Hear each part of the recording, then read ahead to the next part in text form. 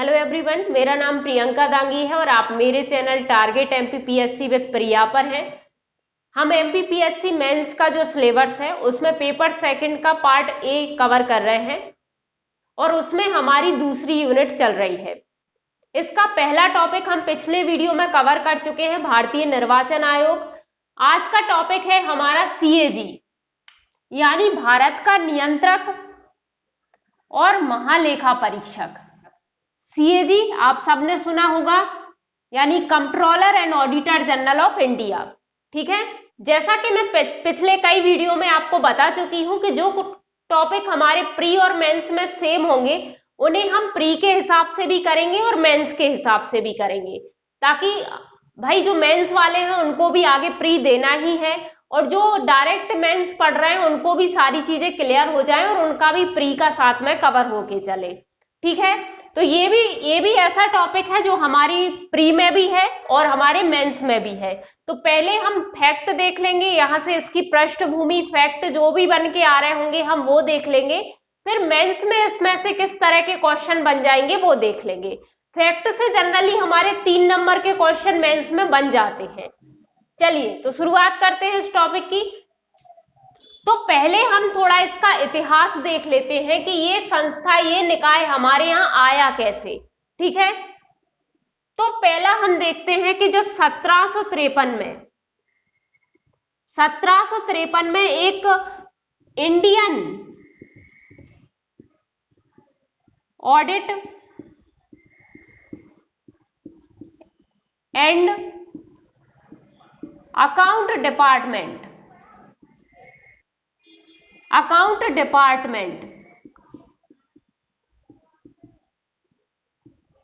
का गठन हुआ था।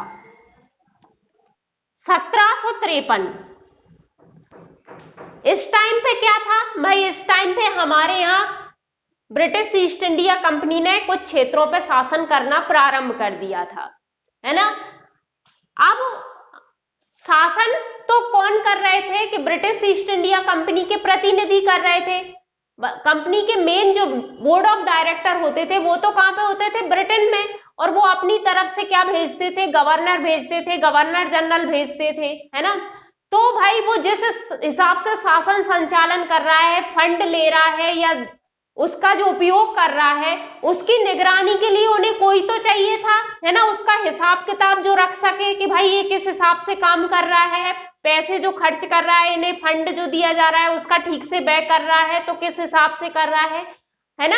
तो उन सबका लेखा जोखा रखने के लिए इन्हें कोई तो चाहिए था। तो इन्होंने क्या करा? Indian audit and account department की स्थापना की कि भाई किस हिसाब से लेखा जोखा रहता है, जो ये लोग प्रशासन करते हैं, शासन कर रहे हैं वहां पे, तो किस हिसाब से इनका शासन में कैसा लेखा जोखा, आय व्यय का क्या लेखा जोखा रह रहा है, उसकी देखरेख के लिए क्या कर दिया? इसकी स्थापना कर दी।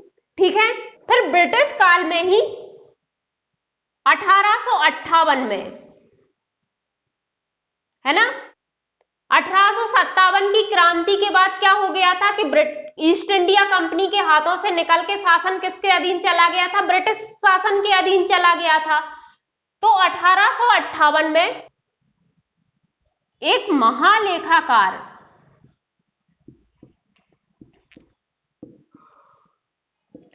का कार्यालय स्थापित किया।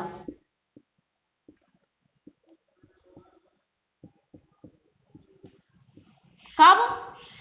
1858 में। ठीक है, तो ये जो महालेखाकार का कार्यालय स्थापित हुआ था वो ही वर्तमान में हमारे यहाँ भारत का नियंत्रक और महालेखा परीक्षक का कार्यालय है। ठीक है, बाद में कुछ अधिनियम जैसे 1919 का अधिनियम आया था, उसमें कुछ संशोधन किए थे कि इसको सरकारी नियंत्रण से मुक्त कर दिया था। ठीक है, बाद में जब 1935 का अधिनियम आया था तो प्रांतों के लिए भी महालेखा परीक्षक की व्यवस्था की थी, है ना। तो ऐसे फिर बाद में भी कुछ काम किए, लेकिन मेन यही था कि इसकी स्थापना यहीं से हो गई थी। ठीक है, फिर बाद में जब हमारे यहाँ 26 जनवरी 1950 को संविधान लागू हुआ तो संविधान में क्या कहा गया? संविधान के भाग 5 में के अध्याय 5 में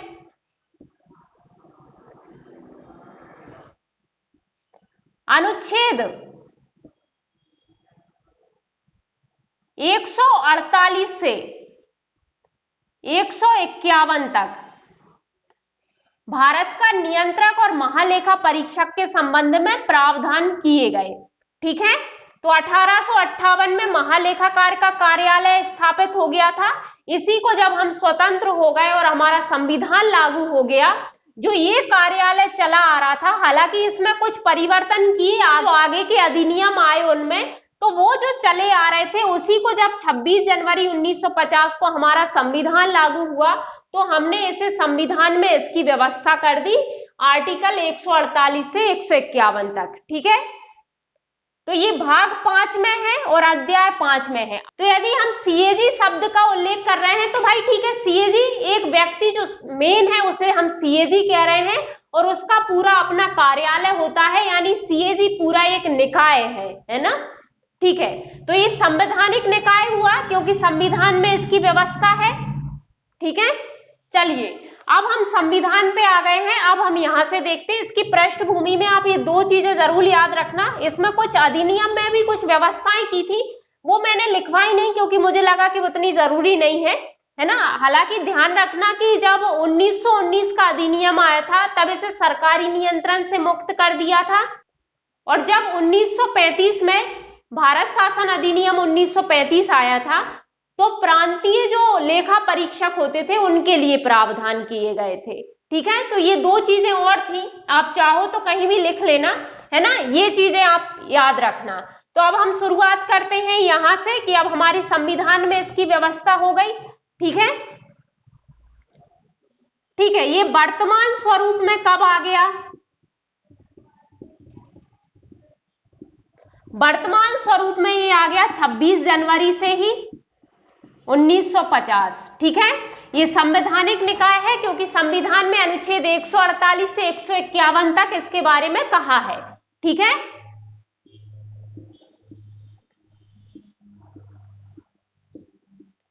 इसका मुख्यालय कहां पे है? तो इसका मुख्यालय है नई दिल्ली में। इसका जो कार्यालय है उसका मुख्यालय कहां पे है? नई दिल्ली में। ठीक है, इसका पहला प्रमुख कौन बना था?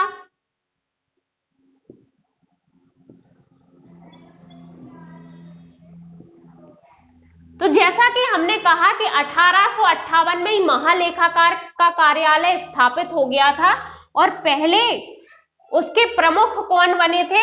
Edward Drummond. ठीक है, ये 1860 में बने थे।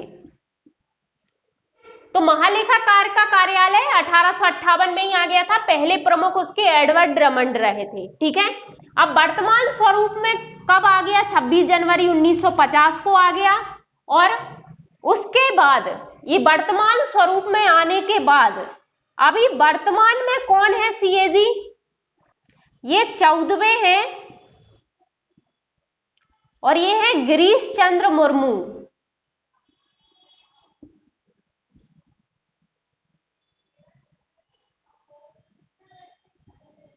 ठीक है, यहां तक देख लीजिए, फिर आगे बढ़ते हैं। अच्छा, अभी तक कोई भी महिला जो है वो सीएजी नहीं रही है। ठीक है, तो कभी ऑप्शन में आ जाए तो आप उनको आउट पहले ही कर देना क्योंकि अब तक कोई महिला सीएजी नहीं बनी है। ठीक है, अब आते हैं हम इसके संवैधानिक प्रावधानों पे। तो पहला हम देखेंगे अनुच्छेद 148।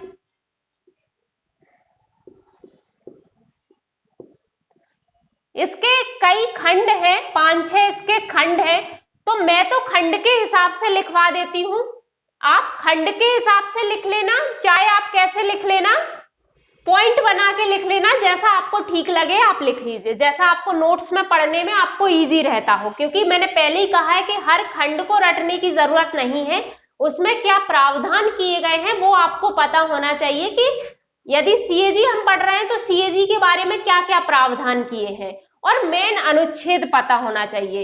इससे ज्यादा डीप में नहीं जाता है पीएससी या कोई भी एग्जाम हो, इससे ज्यादा डीप में नहीं जाता है। हाँ, यदि कोई बहुत इंपॉर्टेंट खंड है तो बस वही पूछा जाता है। ठीक है, चलिए तो इसका खंड एक में क्या है, इसका खंड एक में कहा है कि भाई भारत का एक सीएजी होगा। मैं ये पूरा नहीं लिख रही हूं, सीएजी मतलब नियंत्रक एवं महालेखा परीक्षक। मैं यहां लिख सकती हूं भारत का एक नियंत्रक एवं महालेखा परीक्षक यानी सीएजी होगा। पहला तो इसमें यही कहा गया है, ठीक है। दूसरा क्या कहा है कि इसकी नियुक्ति कौन करेगा।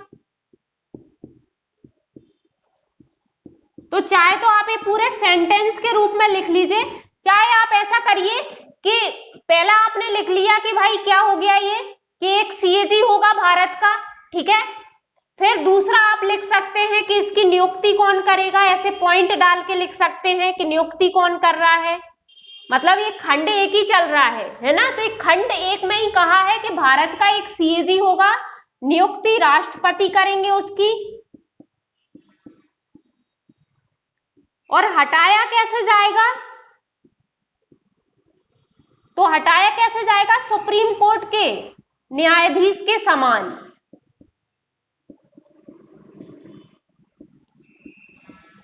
मतलब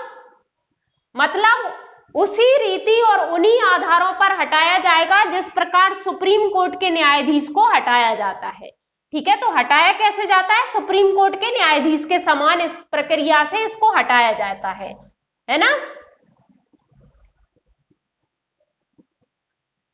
तो चाहे तो आप पूरा पूरा सेंटेंस लिख लीजिए कि भाई भारत का एक सीएजी होगा यानी नियंत्रक एवं महालेखा परीक्षक होगा, उसकी नियुक्ति राष्ट्रपति करेंगे, और हटाया कैसे जाएगा, तो सुप्रीम कोर्ट के न्यायाधीश के समान। मतलब सुप्रीम कोर्ट के न्यायाधीश को जिस रीति और जिन आधारों पर हटाया जाता है उसी प्रकार सीएजी को हटाया जाएगा, ठीक है। तो चाहे आप पूरा पूरा लिख लीजिए, चाहे आप इस प्रकार लिख लीजिए, ठीक है।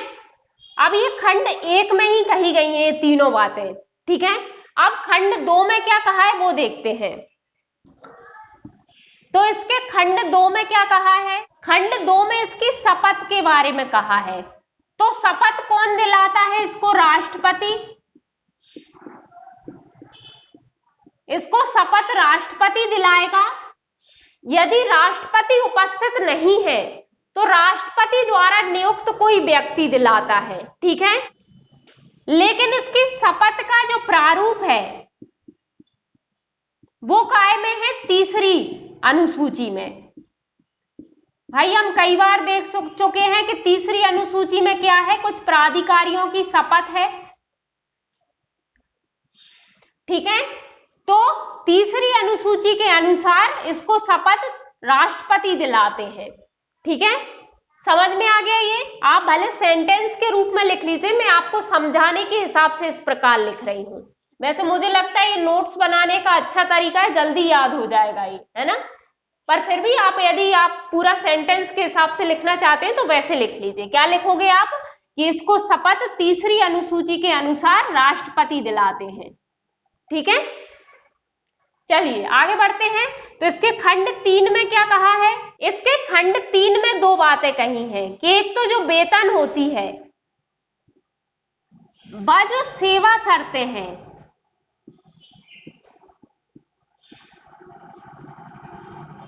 वो कौन निर्धारित करेगा, तो वो संसद निर्धारित करेगी विधि द्वारा, ठीक है।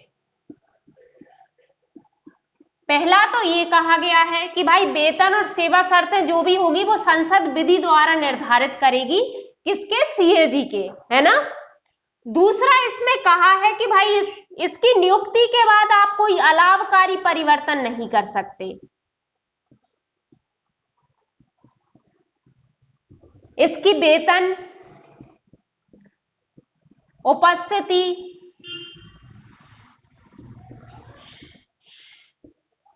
या छुट्टी या कार्यकाल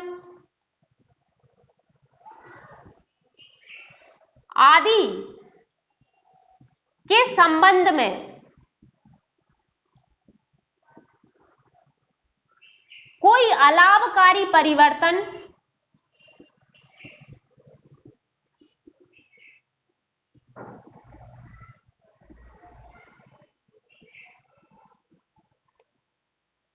भाई ये सरकार का लेखा जोखा कर रहा है, यदि सरकार का कंट्रोल इस पर रहेगा तो फिर ये सरकार के विपक्ष में क्यों आंकड़े प्रस्तुत करेगा? कैसे खुलासा होगा कि भाई कहां घोटाला हुआ है, कौन से विभाग ने अपना पैसा ठीक से नहीं लगाया है या किस तरह से लगाया है? ठीक है, तो इसलिए सरकारी नियंत्रण से ये दूर रहे, इसलिए एक तो संसद को ये शक्ति दी है कि भाई संसद इसके लिए विधि बनाएगी, सरकार के कहने पे काम नहीं करेगा ये, है ना। तो संसद विधि बना देगी, क्योंकि भाई उसमें पक्ष भी होगा विपक्ष भी होगा, है ना। तो इसलिए संसद विधि बना के इनके लिए ये सब निर्धारित करेगी, और संसद ने ऐसी विधि बनाई है कि भाई एक स्वतंत्र निकाय के रूप में ये काम कर सके। तो इसके खंड 3 में क्या कहा है कि वेतन और सेवा शर्तें कौन निर्धारित करेगी? संसद। नियुक्ति के बाद इनकी वेतन, उपस्थिति, छुट्टी या कार्यकाल में कोई अलाभकारी परिवर्तन नहीं किए जा सकते। किसकी में? सीएजी की में। ठीक है, तो भाई ये प्रावधान क्यों किए गए हैं? ताकि ये, चूंकि भाई ये कर क्या रहा है, सरकार का लेखा जोखा रख रहा है। हमने ब्रिटिश काल में जब इसकी अवधारणा लाई गई थी या इसे लाया गया था कार्यालय को, तो यही था ना कि भाई जो शासन कर रहा है उसका लेखा जोखा रखेगा, उसे कितनी आय हो रही है, वो कितना व्यय कर रहा है, किस प्रकार से उसने व्यय किया, इन सब का लेखा जोखा ही रखना था, उसे इन पर ही निगरानी रखनी थी। उसी की अवधारणा को हमने सीएजी के रूप में जब हमने संविधान बनाया तब अपनाया। ठीक है, अब जब इस सरकार के ही काम देख रहा है तो उसे एक ऐसा स्वतंत्र निकाय बनाने की जरूरत है ना, ताकि उस पर किसी प्रकार का दबाव ना हो कि वो सरकार के पक्ष में झुककर काम करे। उसकी नियुक्ति के बाद अब उसमें अलाभकारी परिवर्तन आप नहीं कर सकते, मतलब संसद ऐसा नहीं है कि विधि में संशोधन करके कोई अलाभकारी परिवर्तन कर दे, है ना, तो ऐसा नहीं हो सकता। तो जैसा इसने कहा कि भाई संसद विधि बनाएगी, तो संसद ने विधि भी बनाई, है ना, और जो चीजें संविधान में नहीं कही गई थी वो चीजें इस विधि में निर्धारित की गई। तो हम वो देखते हैं कि वो विधि कौन सी थी। ठीक है, वो विधि थी नियंत्रक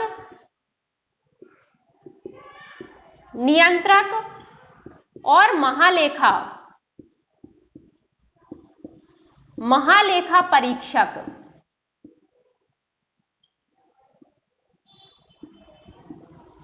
कर्तव्य, शक्तियां, क्योंकि भाई कर्तव्य और शक्तियों के लिए भी कहा गया है कि संसद विधि बनाएगी, वो अभी हम देखेंगे। पहले आप यहां विधि देख लीजिए कि कौन सी विधि है जिसमें सेवा शर्तें निर्धारित की हैं। और सेवा शर्तें,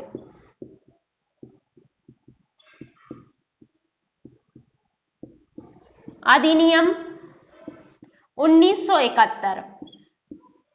ठीक है, तो इसके कर्तव्य, शक्तियां और सेवा शर्तों के लिए 1971 में ये अधिनियम बनाया, यानी ये विधि बनाई। ठीक है, इसमें क्या कहा है इस विधि में कि भाई इसको वेतन कैसा मिलेगा, क्योंकि इसके वेतन और सेवा शर्तों के लिए था, तो वेतन कैसा मिलेगा? तो वेतन में कहा है कि सुप्रीम कोर्ट के न्यायाधीश के समान मिलेगा।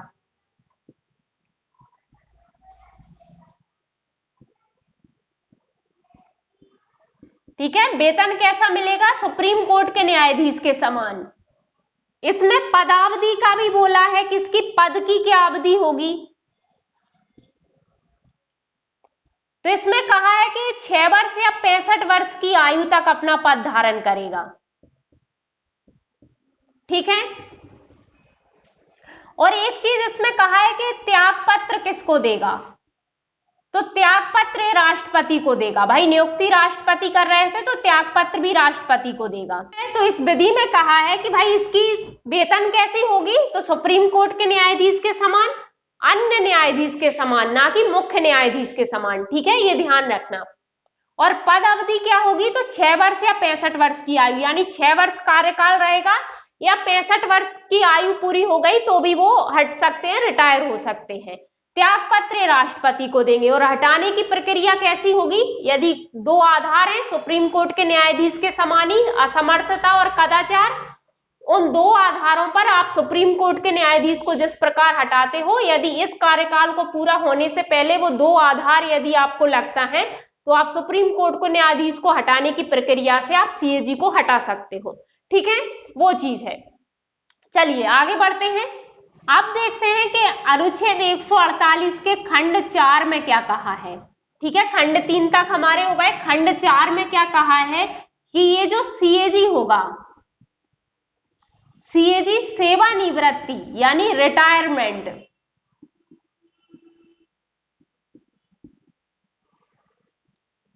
के बाद भारत या किसी राज्य सरकार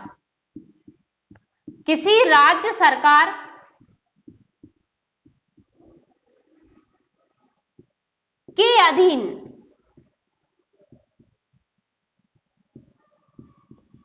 कोई पद धारण नहीं करेगा। भाई ये इसकी स्वतंत्रता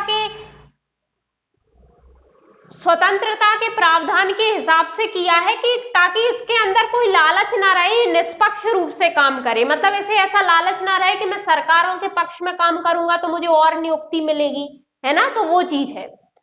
पद धारण नहीं करेगा, तो यानी ये जब यहां से रिटायरमेंट ले लेता है तो ये भारत सरकार या राज्य सरकार में किसी के अधीन भी कोई पद धारण नहीं करेगा। ठीक है, ये संविधान में कहा है स्पष्ट। ठीक है, खंड 5 में क्या कहा है? खंड 5 का कुछ इंपॉर्टेंट नहीं है, इसमें कहा है कि जो सीएजी का जो कार्यालय होता है,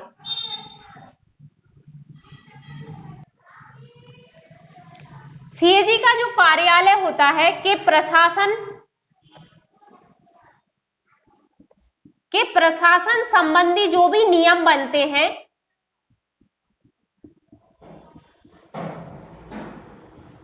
वो राष्ट्रपति बनाते हैं। किसकी सलाह पर? सीएजी की सलाह पर। मतलब इसके प्रशासन संबंधी जो भी नियम बनते हैं सीएजी के कार्यालय के, वो राष्ट्रपति बनाते हैं सीएजी की ही सलाह पर।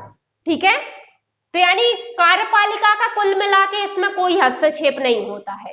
ठीक है, चलिए आगे बढ़ते हैं। इसके खंड 6 में क्या कहा है? ये अभी 148 ही आर्टिकल चल रहा है। ठीक है, अच्छा यदि मान लो ये अनुच्छेद आपको सिर्फ 3 नंबर में लिखने आ गया तो आप क्या लिखोगे? तो इसकी हेडिंग क्या है कि भारत का नियंत्रक एवं महालेखा परीक्षक। ठीक है, तो आप इसकी हेडिंग जरूर लिखना, है ना। आप लिखना कि भारत का एक नियंत्रक और महालेखा परीक्षक होगा, राष्ट्रपति उसकी नियुक्ति करेंगे। और आप एक आध फैक्ट यदि लगे तो वैसे तो 10 या 15 शब्द लिखने हैं, अब 3 नंबर में तो आप इतना ही लिखोगे तो भी आपका काम हो गया। ठीक है, फिर भी आपके पास ज्यादा समय है भाई, तो आप आगे भी लिखना चाहते हो तो फिर एक आध पॉइंट इसमें से और जोड़ देना। ठीक है, कि उसे सुप्रीम कोर्ट के न्यायाधीश के समान प्रक्रिया से ही हटाया जाएगा, इस तरह से कुछ भी। ठीक है, चलिए इसके बहुत सारे खंड हैं तो सारे के सारे तो आप लिख नहीं पाओगे, लेकिन चूंकि इनके संबंध में प्रावधान है सीएजी के संबंध में, इसलिए हम पूरे खंड देख रहे हैं। और वही चीज है, आप प्रावधान बस याद रखना कि 148 में क्या क्या प्रावधान किए हैं, खंड याद रखने की जरूरत नहीं है। ठीक है, 6 में क्या कहा है कि जो सीएजी कार्यालय होता है, अब सीएजी कार्यालय में मतलब सीएजी सहित, है ना, तो सीएजी कार्यालय के सभी प्रशासनिक व्यय जो होंगे,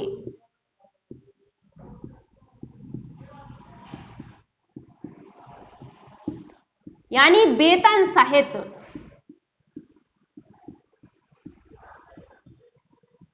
भारत की संचित निधि पर भारित होंगे।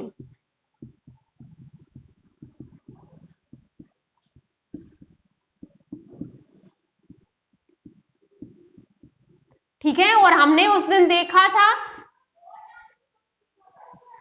कि जब ये संचित निधि पर भारित होते हैं तो इनके स्वतंत्रता संबंधी प्रावधान हो जाते हैं, क्योंकि जब बजट में इन्हें प्रस्तुत किया जाता है तो इन पर मतदान नहीं होता, केवल चर्चा हो सकती है। ठीक है, तो 6 में यही कहा है कि सीएजी कार्यालय के सभी प्रशासनिक व्यय जो भी होंगे सीएजी सहित, है ना, तो वो वेतन वगैरह जो भी होंगे वो सब कायम भारत की संचित निधि पर भारित होंगे। ठीक है, चलिए तो ये अनुच्छेद हमारा पूरा हो गया। अगले अनुच्छेद में देखते हैं उसमें क्या कहा है। चलिए अगला अनुच्छेद कौन सा है? अनुच्छेद 149 यानी 149। इसमें क्या कहा है कि नियंत्रक और महालेखा परीक्षक के कर्तव्य एवं शक्तियां, है ना, तो अनुच्छेद 149 में क्या कहा है कि सीएजी जो होगा उसके कर्तव्य और शक्तियां दी गई हैं, शक्तियों की बात कही गई है। क्या कहा गया है कि सीएजी यानी देखो वहां पे आप इस तरह से, यदि आप हिंदी मीडियम से हो तो आप इस तरह से सीएजी लिख के नहीं आओगे। यदि आपको सीएजी लिखना है तो आप ऐसे लिख सकते हो, ठीक है। सीएजी आप इस तरह से लिख सकते हो, या आप पूरा ही लिखना, नियंत्रक और महालेखा परीक्षक, ठीक है। तो सीएजी संघ व राज्यों के तथा किसी अन्य प्राधिकारी या निकाय के लेखाओं के संबंध में ऐसे कर्तव्यों का पालन और ऐसी शक्तियों का प्रयोग करेगा। कौन? सीएजी, जो संसद विधि द्वारा विहित करे। मतलब संसद विधि बनाकर जो निर्धारित करती है इसके कर्तव्य और शक्तियां, वो उन शक्तियों का प्रयोग करता है, उन कर्तव्यों का पालन करेगा। किसके संबंध में? तो संघ और राज्य के लेखाओं के संबंध में, और यदि किसी अन्य प्राधिकारी या निकाय के संबंध में भी इसको काम सौंपे जा रहे हैं तो उनके संबंध में भी, ठीक है। तो यहां तो ये कह दिया था। अब भाई ऐसा तो है नहीं कि जैसे ही संविधान लागू हुआ वैसे ही संसद ने कानून बना दिया, है ना। ऐसा तो था नहीं। हमने देखे थे कि हमारे पहले आम चुनाव ही 1951-52 में हुए थे, फिर संसद का गठन हुआ, ठीक है। तो इसमें आगे कहा था कि जब तक संसद ऐसी विधि नहीं बनाती तब तक ये जो सीएजी होगा वो सारे काम करेगा, वो सारी शक्तियों का प्रयोग करेगा जो भारत का संविधान लागू होने से पहले भारत के महालेखा परीक्षक को प्राप्त थे, ठीक है। मतलब भारत का महालेखा परीक्षक पहले ही होता था। हमने देख ही लिया कि भाई 1858 से ही महालेखा परीक्षक का कार्यालय स्थापित हो गया था। तो वो जो सारे उसको काम मिले हुए थे उस टाइम तक, संविधान के लागू होने से पहले तक, तो जब तक संसद इसके लिए विधि नहीं बनाती तब तक वो उन सब कामों को करेगा। लेकिन हमारे यहाँ 1971 में अभियाल हमने विधि देखी थी, तो 1971 में हमारे यहाँ विधि बनी गई। 1971 में हमारे यहाँ विधि बनी गई। अभी हमने देखा था कि भारत का नियंत्रक और महालेखा परीक्षक, कर्तव्य, शक्तियां और सेवा शर्तें अधिनियम 1971, ठीक है। तो ये 1971 में ये विधि बनी गई। तो इसके कार्य वगैरह, कर्तव्य, सब शक्तियां, सब सेवा शर्तें सब निर्धारित कर दी हैं इस विधि में, ठीक है। अभी हम इसके जब कार्य और शक्तियां देखेंगे, चूंकि यहां से 200 शब्द में क्वेश्चन पूछा जा सकता है, लॉन्ग आंसर में आपसे क्वेश्चन पूछा जाएगा कि इसके कार्य बताइए या इसकी शक्तियां बताइए, है ना। तो वो हम 200 शब्द में कवर करेंगे, तो बाकी की डिटेल हम आगे पढ़ेंगे, है ना। चलिए, तो इसके हम जो इस अधिनियम में कुछ प्रमुख शक्तियां और कर्तव्य इसको दी हैं वो हम 200 शब्द के हिसाब से कवर करेंगे, तो वो हम फिर देखेंगे। ये अनुच्छेद आप यहाँ पे अभी इतना लिख लीजिए, है ना। चाहे तो आप आगे भी लिख लीजिए कि जब तक संसद ऐसी विधि नहीं बनाती तब तक वो ऐसे कर्तव्यों और ऐसी शक्तियों का प्रयोग करेगा जो संविधान लागू होने से पहले भारत के लेखा परीक्षक को प्राप्त थी, ठीक है। चलिए आगे बढ़ते हैं। अनुच्छेद 150, अनुच्छेद 148 से 151 तक सीएजी के बारे में प्रावधान है। हम अनुच्छेद 150 देख रहे हैं। इसमें क्या कहा है? इसमें है संघ व राज्यों के लेखाओं का प्रारूप, ठीक है। इसमें क्या कहा गया है कि संघ व राज्यों के लेखाओं के प्रारूप ऐसे होंगे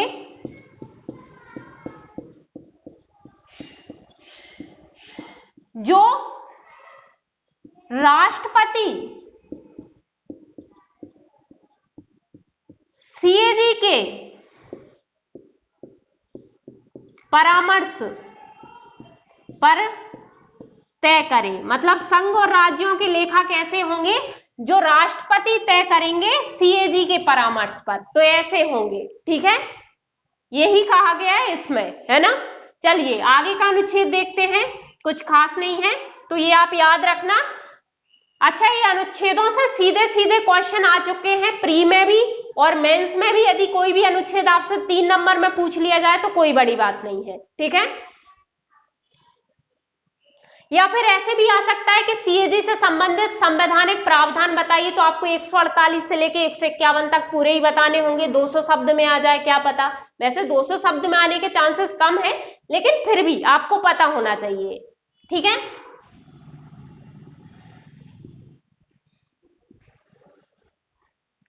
अनुच्छेद 151, इसमें दो चीजें कही गई हैं। क्या क्या, तो चाहे आप खंड के ही रूप में लिख लीजिए, चाहे आप पॉइंट के रूप में लिख लीजिए, जैसा आपको ठीक लगे। वैसे खंड लिखोगे तो ज्यादा स्पष्टता रहेगी, मुझे ऐसा लगता है। तो पहले खंड में क्या कहा है कि जो सीएजी होता है भारत का, है ना, मैं पूरा पूरा नहीं लिख रही हूं, क्योंकि पूरा पूरा भारत का नियंत्रक एवं महालेखा परीक्षक हर बार इतना इतना लिखूंगी तो, है ना। तो जो सीएजी होता है वो संघ के लेखाओं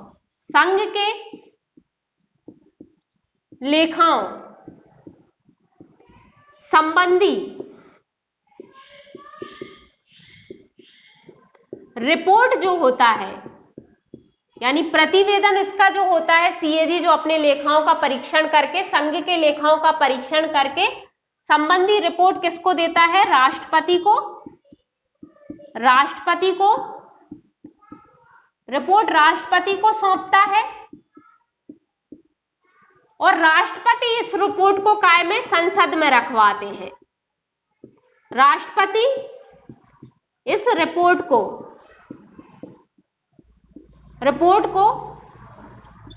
संसद के प्रत्येक सदन के समक्ष रखवाते हैं।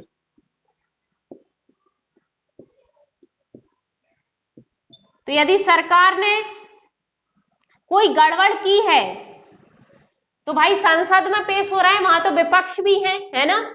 और ऐसी स्थिति में यदि विपक्ष अच्छा मजबूत हो तो काफी नियंत्रण होता है सरकार पर, कार्यपालिका पर, ताकि वो जो लोक व्यय है, जो लोगों का जनता का पैसा आ रहा है, उसे ठीक से खर्च करें वो, है ना, के समक्ष रखवाता है। कौन, राष्ट्रपति। ठीक है, तो ये जब आप सेंटेंस लिख रहे हो या आप मेंस वगैरह की कॉपी में लिख रहे हो तो ये एरो वगैरह लगा के मत लिखना, है ना। ये आप पूरा एक ही सेंटेंस बना के रखना, वो तो मैं यहाँ पे समझाने के हिसाब से आपको लिख रही हूँ, है ना। तो आप कैसा लिखोगे कि सीएजी संघ के लेखाओं संबंधी रिपोर्ट राष्ट्रपति को सौंपता है, और वह यानी राष्ट्रपति रिपोर्ट को संसद के प्रत्येक सदन के समक्ष रखवाता है। खंड 2 में इसी प्रकार कहा है कि भाई जो सीएजी है वो राज्य के लेखाओं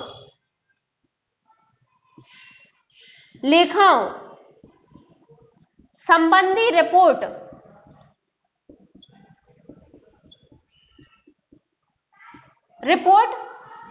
राज्यपाल को सौंपता है, मतलब उस राज्य के राज्यपाल को रिपोर्ट सौंपता है।